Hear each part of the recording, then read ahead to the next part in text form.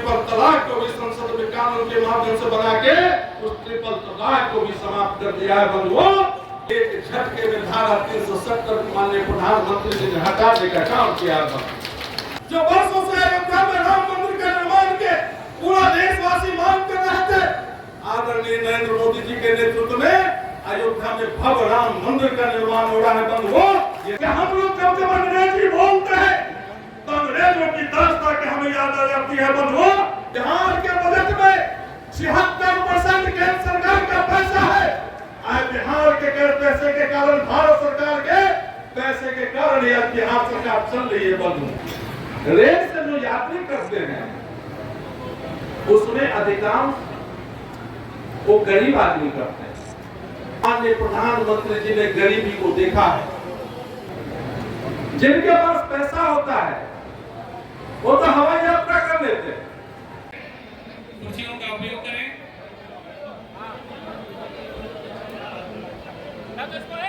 उनका प्रति आभार प्रकट करेंगे और रणनीय नेतृत्व के प्रति आभार प्रकट करेंगे। जय मित्रा।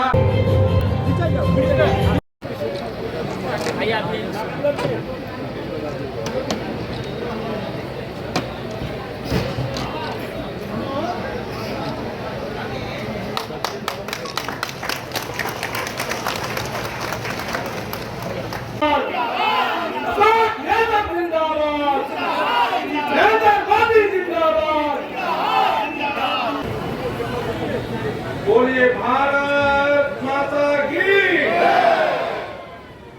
सब आदमी भारत माता के नारा दोनों हाथ ऊपर उठा कर लगाए तो बड़ा नीक लगे।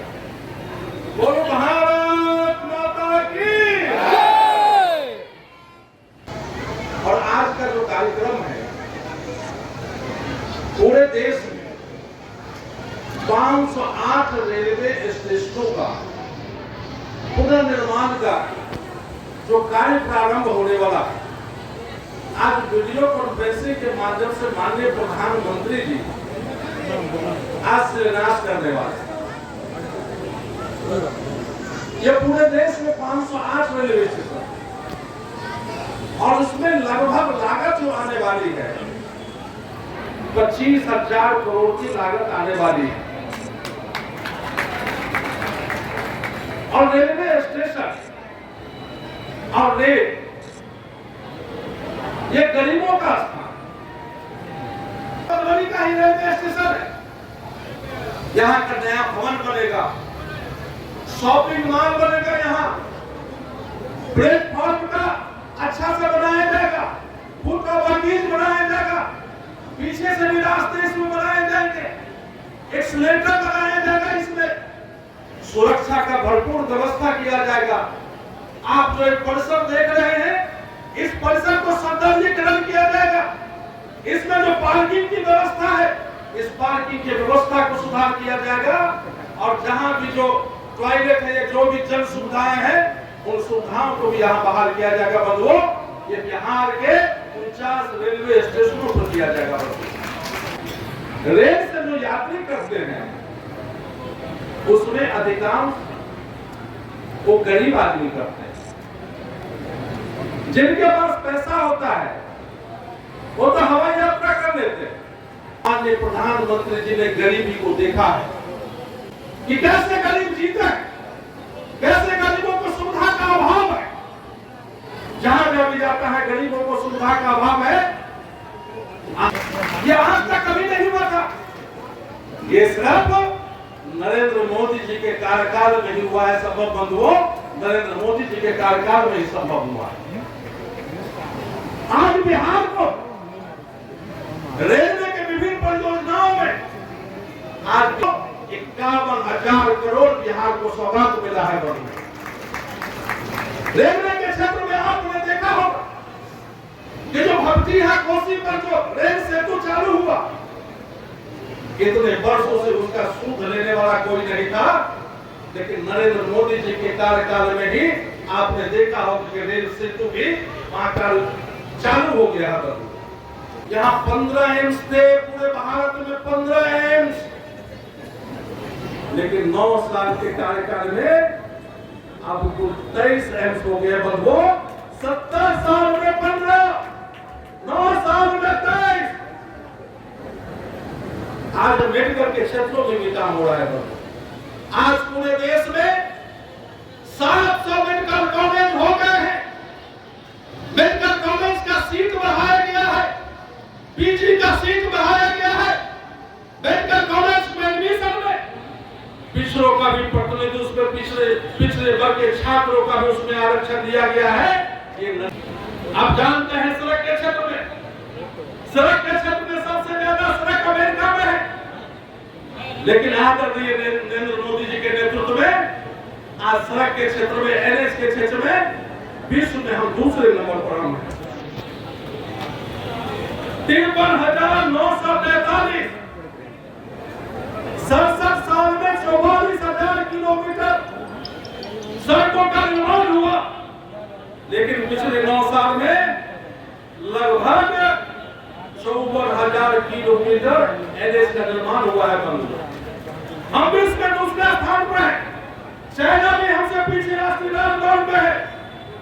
बंधुओं, मैं आपको बता देना चाहता हूं कि 67 साल 2014 तक 67 वर्षों में पूरे देश में 74 हवाई अड्डे खुले, लेकिन नरेंद्र मोदी जी के शासन में 9 वर्षों में 74 और हवाई अड्डा खुल गया। बंधुओं, 74 पहले से था और नरेंद्र मोदी जी के नेतृत्व में 74 अतिरिक्त और खुल गया। बंधुओं, ये नरेंद्र मोदी जी का देन। आपने देखा हो कि उड़ान योजना के अंतर्गत दरभंगा में हवाई सेवा शुरू है। सभी लोगों को मौका मिलता होगा हवाई जहाज पर चढ़ने का। जब हम भी हवाई जहाज पर जाते हैं, दिल्ली जाना आना होता है, तो माननीय प्रधानमंत्री जी ने कहा था चप्पल से हवाई जहाज तक। जब हवाई जहाज में चढ़ते हैं तो साधारण लोग उसमें बैठे रहते हैं और हवाई चप्पल पहने हुए भी लोग बैठे हैं।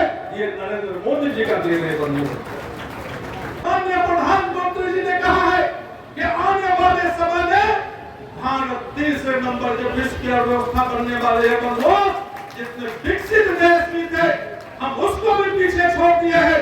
और माननीय प्रधानमंत्री जी का सपना है कि 2047 तक भारत को विकसित राष्ट्र बनाना है। अगर इसी गति से काम चलता रहा तो हमें पूरा विश्वास है कि भारत में विकसित देश के श्रेणी में एक न एक दिन आने वाला है। 23 करोड़ से लोगों से ज्यादा के ऊपर आयुष्मान भारत को लाभ मिल रहा है और आने वाले समय में और लोगों को भी लाभ मिलने की है। हम जनधन योजना है जो बैंक में आज तक गरीब बैंकों का मुंह नहीं देख पाया था, आज गरीबों का बैंक में खाता खुल गया है। 48 करोड़ से ऊपर महिलाओं का बैंक में खाता खुल गया है। जो भी पैसा आता है, भारत सरकार से पैसा आता है, डायरेक्ट उनके खाते में आ जाता है। बंधुओं, बिहार के बजट में 76% केंद्र सरकार का पैसा है।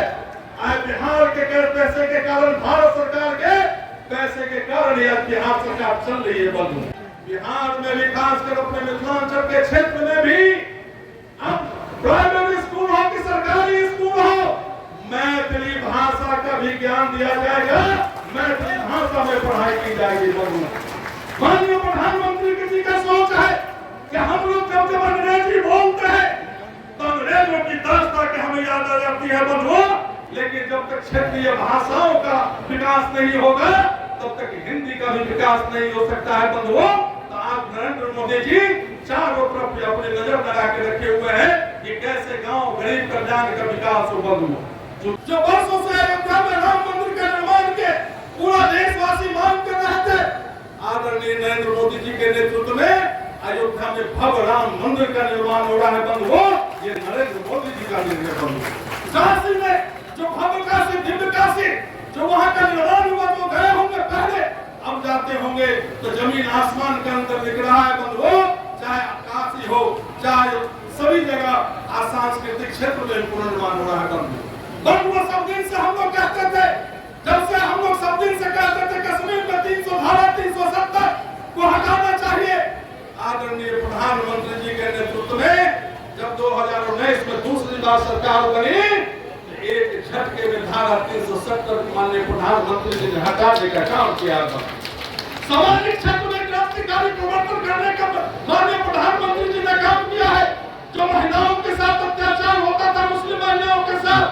माननीय प्रधानमंत्री जी ने आज वहां पर ट्रिपल तलाक को भी संसद में कानून के माध्यम से बना के उस ट्रिपल तलाक को भी समाप्त कर दिया है बंधुओं। और आने वाले समय में जो देश में चर्चा हो रही है आचार संहिता कानून, यूसीसी समान नागरिकता सहित कानून, हमें पूरा विश्वास है कि आने वाले समय में यह कानून भी पार्लियामेंट से पास होने वाला है बंधुओं। और अंत में यही कहना चाहेंगे कि देशवासियों की इच्छा है, जन जन की इच्छा है कि भारत में जनसंख्या नियंत्रण कानून भी आना चाहिए। हमें पूरा विश्वास है कि आने वाले समय में जनसंख्या नियंत्रण कानून भी भारत में आने वाला है बंधुओं। इसलिए अब ज्यादा नहीं कहते हुए यह सरकारी कार्यक्रम है, हम सभी लोग यहाँ माननीय प्रधानमंत्री जी को सुनने के लिए आए हैं, इसलिए अपनी बातों को यहीं पर समाप्त करते हुए बोलिए भारत माता की, नरेंद्र मोदी जिंदाबाद, नरेंद्र मोदी जिंदाबाद। बहुत बहुत धन्यवाद। जय हिंद, जय भारत, जय मैथिली, जय मिथिला।